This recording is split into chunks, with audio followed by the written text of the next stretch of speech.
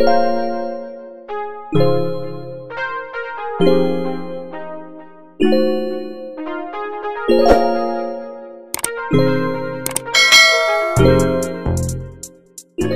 guys, welcome to my channel. You know, it's your girl Toya Lovely, and I'm here with my special guest today. I'm going to have her introduce herself and let you guys know a little bit about what's going on today after she introduces herself. So let me get right to it.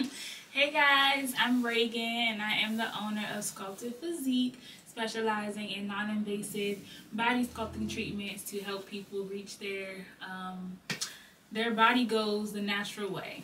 Yes. Okay.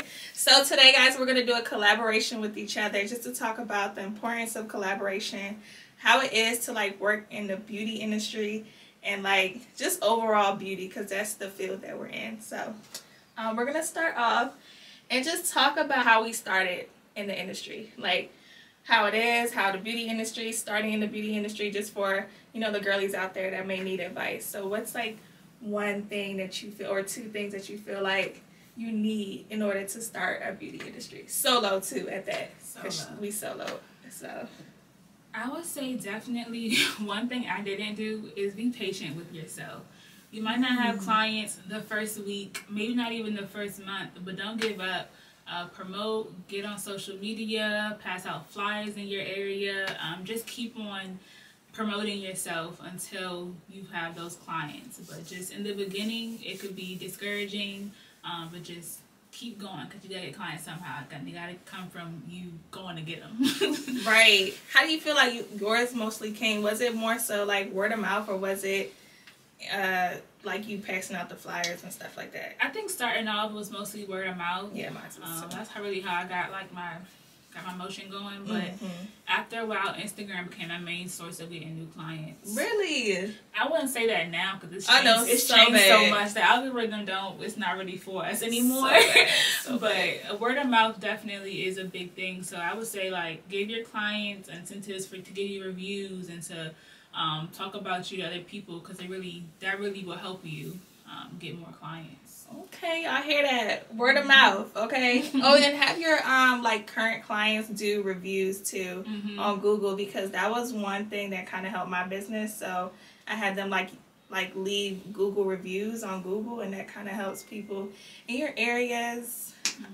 So definitely do Google. One more thing about that too. I recommend starting off, get on Groupon. People got pros and cons to Groupon. Take a lot of your money, but I was able to get I think I had like 60 clients booked from Groupon. So, and then I will always try to upsell them. So Groupon has this price, but I'll give you this to come straight to me and not through Groupon, because you still get more money that way. So just try to you could use Groupon to upsell, get customers in the door, and yeah.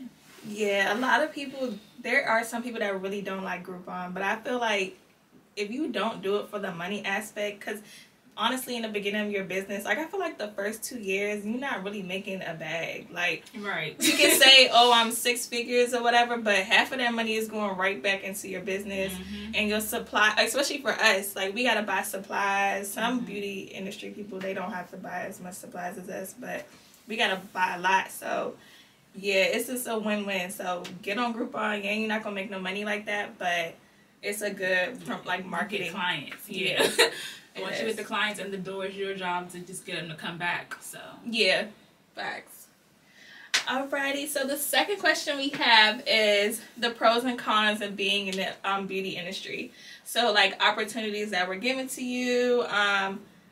How did you start your business, the knowledge of your business, losing clients, not having repeated clients, like how did you feel about that? So kind of like all in that bubble. So I would say for my industry, body sculpting, I would never really have lifelong clients, because the goal is to reach your body goal and be done with it. So to get repeat clients is kind of hard. Like, people usually come back at least 2 or 3 times, but once they've reached their goal, they don't need me no more, which is really the goal. I mean, that's good. Yeah. It means it's working, but it's like you want to have repeat clients. So I have to constantly try to get new clients, and the ones that come see results and stop coming, they're the biggest people that I like to promote for me because they're first-hand things of how well it really works. So having your clients promote for you, giving out incentives for people with referral programs has helped me out. Yeah. Okay, and what con would you say, like, that you have while being in the beauty industry? A con from your experience. Yeah.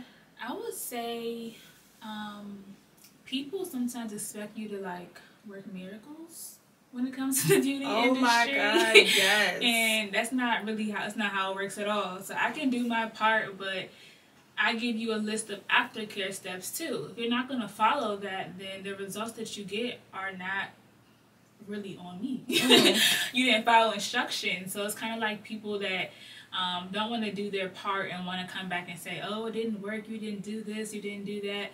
But I really did. You didn't do that. But no, seriously. So I think that's a big thing in all beauty, because if your hair, you don't take care of it, it's going to mess up. Lashes, same thing. So all waxing, ingrowns. Everything, yeah. Like, if you don't follow the rules that we give you afterwards, then, like, your results are really your fault.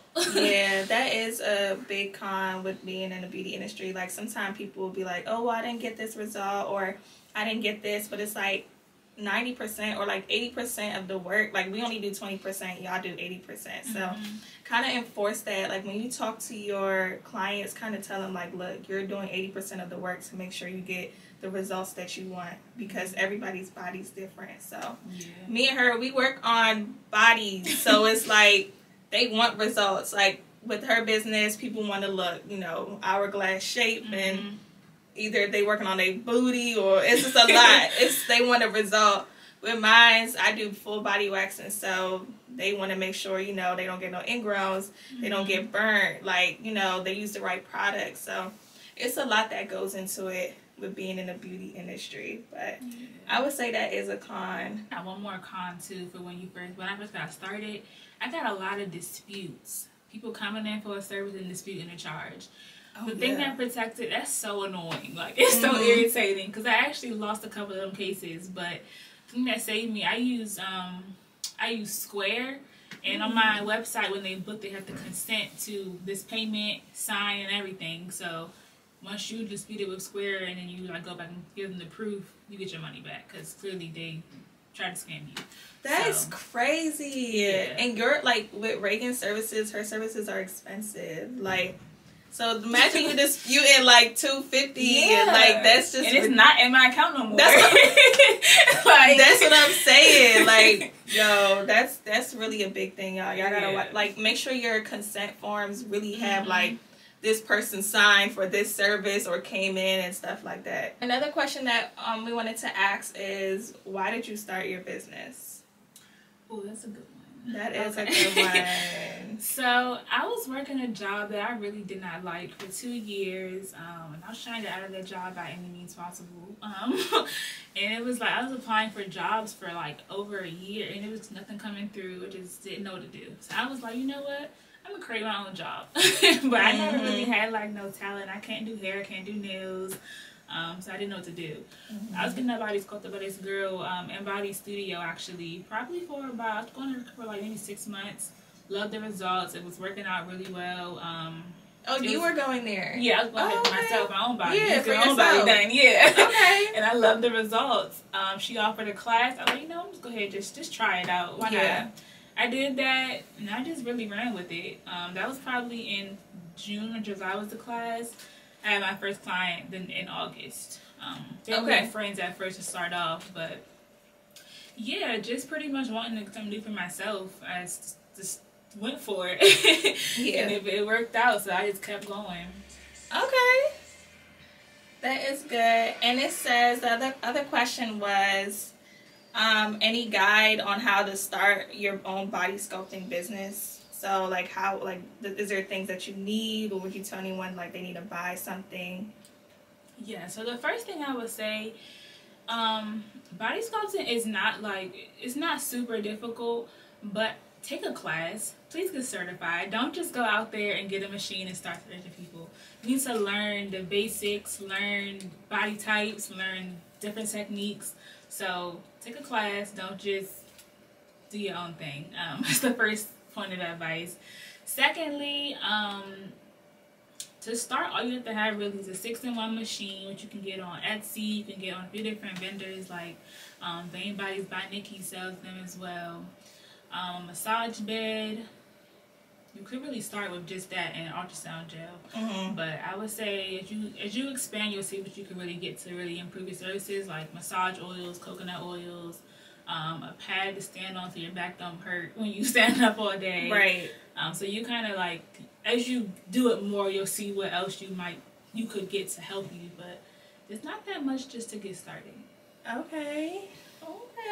I also wanted to say, like, with Reagan, you went full time, right? Yeah. Oh yeah, I quit my job like 6 months later. I sure did. So I'm just like, that's where we are different, because she really went full throttle, like really quit her job and open her business. So like, how did you have that faith? Because I know me, I'm still part-time esthetician, like still to this day. And she really could do it. I really could do it. But I really could, but I'm scared. I don't have that much faith. Like, no, I'm trying to tell you. That was the faith for sure. But at the time, I lived with my parents. I didn't have much overhead fees, so I didn't have no kids, so like it wasn't really that. It was scary still. I still needed to make a certain amount of money to survive, obviously. Right. But it wasn't like I had to pay full rent by myself or pay for kids. So I think I did it at the perfect time where I could take that risk. If it didn't work out, get another job. Like, it wasn't that it wasn't that scary, because I knew I had stuff to fall back on if I needed to. But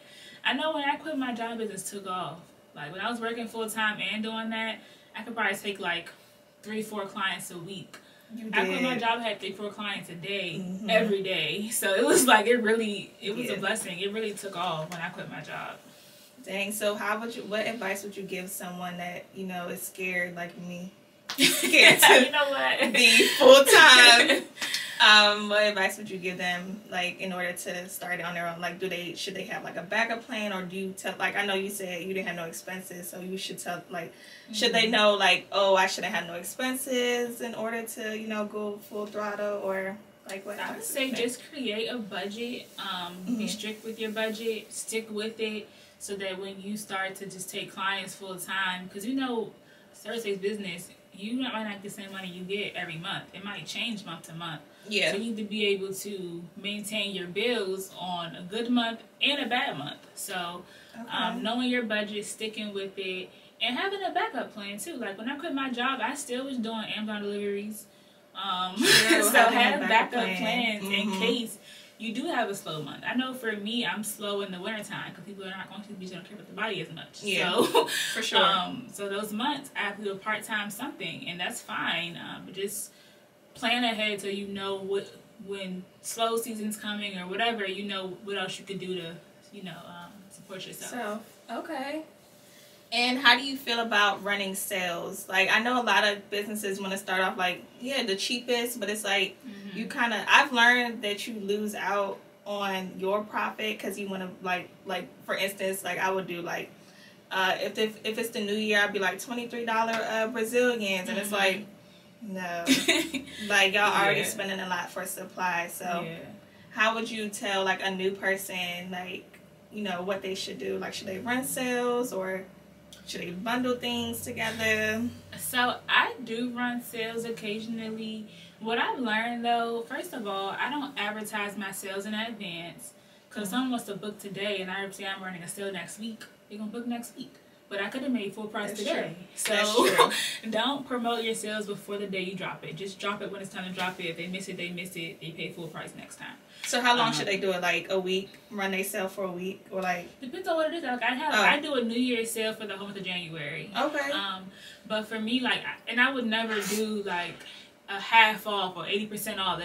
I would never do that. So make sure your sales make sense, so you're still making a profit.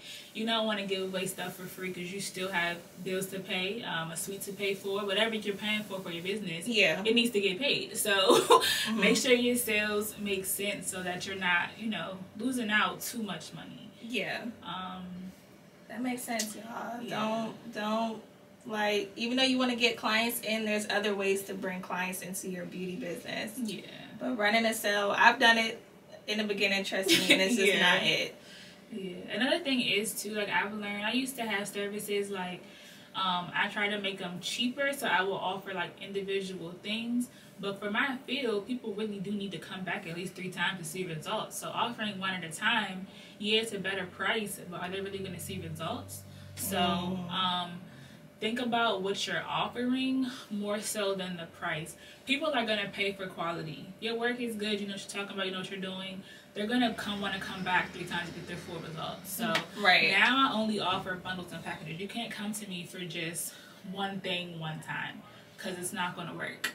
So you don't do that anymore? I don't. I mean, that makes sense, because your services combine together. Yeah. I won't say it won't work one time, but it'll be much more beneficial for you. It's not about the money for me. It's about how you can help the client the most. Yeah. So they'll get more from their results if they bundle things together more than one at a time or come back 3 times. So, and it's helping with the money too. Right. So, yeah, just know people are going to pay for quality. So don't sell yourself short when it comes to your prices. Okay. All right. So another question that was asked was how to find a suite, and then I'll ask another question later. But okay. The first question is basically finding a suite for your beauty location or location. Do you feel like they can work out of their, like where they're at first? Do you feel like they should jump into a suite first, or 'cause I know that could be a little costly? Yeah, I think it depends on circumstances, and like if you're gonna be a home-based business, be professional. Like, don't have nobody in there when your dad watching TV next door, the TV's loud. Like, you know what I'm saying? Just be professional. Keep it, like, give yourself a designated space for your business, so people can, like, they're coming into a business space and not your house. That's true. But as far as finding a suite, I think a suite is the better option, but I know it's not always possible right away. Shop around. People have sell-out booths. Check, what's their website? Peerspace, LoopNet. Oh yeah, LoopNet has some office spaces available for lease. Get a business partner too. You guys can share a lease. I did that for a year. Yeah. It's cheaper. While you build your clientele, you might not have clients every single day, so that's a good idea. Have somebody share the space with you. Yeah. Share the space, child. Share the space. Do what you gotta do to get started. So the second one is finding life balance. So how do you, because I know a lot of clients like to take over, and in the beginning it's like, oh yeah, I'm going to take you this day, I'm going to take you this day, just because you want all these people to come in. But it's like, how do you actually be like, no, I need life balance. Like, I need to be home on Saturday with my family. Like, yeah. You know. I feel like that comes with time too, because at first I was just, me you too. Want to come at 7 p.m. on Friday night? I got you. 7 days a week. I'm not doing that. Yeah, no thank you. Yes. Now I'm off on weekends, and I do charge a squeeze-in fee. So you can come on Saturday, you got to pay a little bit extra. And then also another thing is, I don't respond to clients past my business hours. So if you text me at 10 p.m., you're not getting a text the next day. So if you were to call a store, you wouldn't get an answer the next day either, right? So same thing. Facts. Like, remember that this is a business and I don't have to be available 24/7. So remember that. Dang. No, that's really true, y'all, because it's easy to just grab your phone and just text somebody back real quick, but it's like you gotta really remind yourself, like, no, this is my job. I don't gotta work right now. Yeah. I'm with my family right now. Even DMs, like they would DM you 3 o'clock in the morning, think that you need to respond. Like even with my clients, like if they need to reschedule, I'd be like, don't DM me, because 9 times out of 10, I'm not going back on Instagram to look at if you like who responded like for the day. Like you need to text me during my business hours so I know. And also, like, we have websites. You can book online, cancel, reschedule online. You don't need to talk to me to do a lot of stuff that you want to do. Even the questions are probably all on the website. So you just read what I have on the website that I created so carefully. You'll probably get your questions answered anyway. So it's like you don't have to contact people at 3 a.m. for stuff that you can find on your own. Right. For real. Oh my God. So another one was, are there any ups and downs in your business? Were there any ups and downs from your business? Absolutely. Like I said, the winter time is my slow season. And the first year, like, not knowing to expect that kind of was very discouraging. But, I mean, it makes sense. I work on the body. People want to look cute in their bikini. So, in December, they're not thinking about that as much. So, I mean, it makes sense. But it's just, like, when you was making 5-figure months, and now you're making like enough to just pay your rent. It can be very discouraging. And I feel like that's all beauty industry, because this is my slow time too. But baby, when May, June, July, August, you make up for it. You make up you make up a lot. I think what I learned, like, from just my first year alone, is to account for those slow times during your busy times. So in May, if let's say I make whatever I make in May, remember, I need to supplement some of that for December. So don't go blow a bag when you're not going to have that same bag in 3 months, you know? That's true. So just balance out your money. Remember that slow season's most likely going to come around every year. So keep that in mind when it's busy season too. Okay. So when you made your first, like, big 1,000, did you ever, like, think, like, oh my gosh, I should buy me a bag? Or were you just like, let me spend this on something else? Or were you able to get anything that you really wanted for yourself out of, like, your business as, like, a prize for you? I'm going to be real with y'all. My first couple of months, my first year, I think I took, like, 6 or 7 trips. I'm not a get a bag kind of girl, but I'm going to hop on a flight. Yes. So... And it's like, I don't regret it, but it's good and bad, because I could save a lot more money putting back into the business. But I was seeing so much money every day. It was just like, I get back tomorrow. I'm going to go ahead and book a flight to that. But don't do that, because like, I enjoyed my trips, I enjoyed my experiences, but I could have had more money if I would have just waited. Yeah. So like, your first $1,000 day or whatever your first big amount of money is, you don't have to go out and treat yourself right away. Yeah. Like, you could wait and get your business together first, and then get treated on the back end. So no, that is hard. Honestly, I feel like I'm a trip, and then as I get older too, like, I am a trip girl. Like, where are we gonna go? Like, exactly. Forget the bag. I want to go somewhere. Right.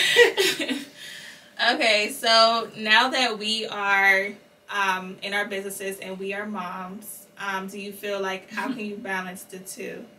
They didn't know that, chat. I'm a mom, y'all. Oh, you gotta tell me. Should I take It's okay. No, it's okay. Okay.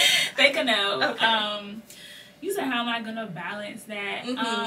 Honestly, I don't really know yet. I don't know. Me too. I'm not sure. As far as, like, through my pregnancy, I've been able to work. I have to cut some things back, like the Mega Blue Lift not available anymore. Like, I have to do some things, cut it back, because I can't really do it without about to pass out. So, but as far as when that baby gets here, I'm really not sure yet. I'm nervous. Yeah, I'm a little nervous. Yeah. But I don't have a full-time job like Toya does, so I know it'll be a little easier for me, because I can watch my baby, like, you know, he can with me or whatever. But I'm home. Oh, you're from home, yeah. Well, you still gotta work though, so it's like, I know. I know. That's true. Yeah, but it's gonna work out. Yeah, I'm not sure. That's the answer. I don't know. We're gonna figure it out though, for sure. I think my scare is I want to come back to work. Like, I want to be able to come back to work, but I don't want my business to slow down while I'm not here. Like, that is, like, my biggest fear. And then I'm just like, I'm gonna want to be at home with my child, but then I'm like, okay, well, at the end of the day, I still have to, like, keep building for my child. Right. Like, I don't know. It's like, it's gonna be difficult. Yeah. I'm not saying I don't have a partner. Like, my partner will be there, like, on, you know, days that I need, but it's just like, dang, like, I don't know how y'all mamas do it. We need advice, y'all. Right. We do. We need advice. I think for me too, I'm worried about, like, you know how, like, social media is. If you don't get on there every single day, you lose momentum. You lose followers. But I have a new baby at home. I'm trying to feed him, get a feed pattern together. I can't be on Instagram every day. So I'm worried about losing my following, and just, like, when I come back to work, my clients that are, you know, wanted to book with me 2 months ago, y'all found someone else to go to now. So I am a little worried about that, but I also know that God gonna get us through for one. Yes, God. And we're gonna get back to it. So it's like, it might be a little setback for our little blessing. Yeah. But we're gonna get back. So yeah. Not too worried. And comment down below, y'all too, on TikTok. Crystal also said hi. She's on TikTok. But yeah, you guys definitely leave, like, you know, your advice below as moms, like, how you guys balance work balance and being, like, around with your child. Like, especially me. This is both of our first child, and I'm gonna be obsessive. Like, yeah. I'll be like, I want to see you walk today. Like, I don't want to be at work. Right? Yeah, I don't want to miss anything. I'll be like, what you eat today? Like, I'm gonna be one of them mamas. Okay. Same. But so, yeah, be sick of us. I know. Ain't that what they say? No, for real. So yeah, just definitely like let us know down below how you guys manage it. I always ask moms that, like, how you guys do it, because me, that's what I think about, like, as my time starting to come closer to the end. Okay. Another question was not having repeated clients. So have you ever had an experience where you met a client and you haven't seen them again from that first time that you met them? Or you probably met a client and probably seen them 2 years or a year later? Yeah. I have had that, and again, with my services, the goal is not for you to need to keep coming back over and over. The goal is to get your results and maintain them on your own, be done with it. So I had that a lot, actually, but just coming back like one time or never hearing from them again, that only happened probably a few times, and I'm not sure, like, if they didn't like the results or what happened. They never reached back out and texted me back about their results, or so I mean, I'm not sure what happened with those people, but yeah, most people do at least tell me how their results were. If they don't want to come back again, and they let me know did it work or not. Or they're busy with their life. Or they're busy, or you know, money, whatever the case may be. So it's never like a hard feeling. I understand people can't always, you know, it is what it is. But most of my clients, most people do at least reach out when they're done, or when it's, you know, time to see the results. So okay. Alright guys, so we have one last question before we close out our video today. And that question was, did anyone guide you on your process, or did you have to learn everything like that you know so far? So like guiding you like on a business and on the actually doing what you're doing, like body sculpting as well. I think a little bit of both. And I'm gonna let y'all know, Toya guided me a lot, whether you know it or not. Like, girl, you knew that, but she really helped me a lot as far as like marketing, or like just what I should and shouldn't do business wise, getting that business legal, stuff like that. So, because it's easy to go ahead and get a suite and get started, but it's one thing to have insurance and to get your LLC and pay your taxes. Like, all that actually matters for a legitimate business. If not, it's just a hobby, which is fine, but choose you want to have a hobby or business. You got to pick one. Yeah. So, and as I'm growing now, I'm still learning. Like, me it's too. Crazy. And then when you add people onto the team, oh my God, that's a whole nother, like, aspect of things. I bet. See, I'm not there yet, y'all. Oh, you gonna get there when you be like, all right, y'all, I need some extra help.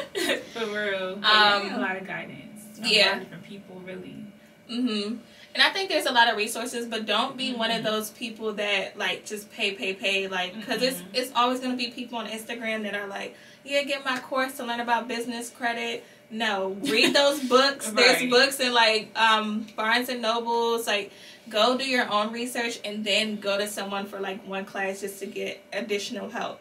Because people are really reading you what they see on Google, in books. Like, I swear, like, y'all, I went to a webinar before on business credit, and I'm just like, what? Like, I learned this already. Like, but I started to read more books this year, and I'm just like, dang, like, I should have already been in the books. Like, it's crazy. Like, they really, really just taking things out the book. But and piggybacking off of that, check people's credentials.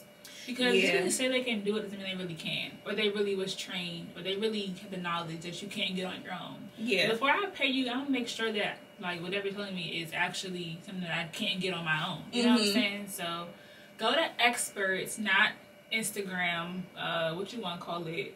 Influencers or whatever. Yes. Go to actual experts. Because they might have 100,000 followers, they don't have no knowledge, for real. Yeah. So, followers does not equal knowledge or good business. It just worked out for them in that way. So, keep that in mind.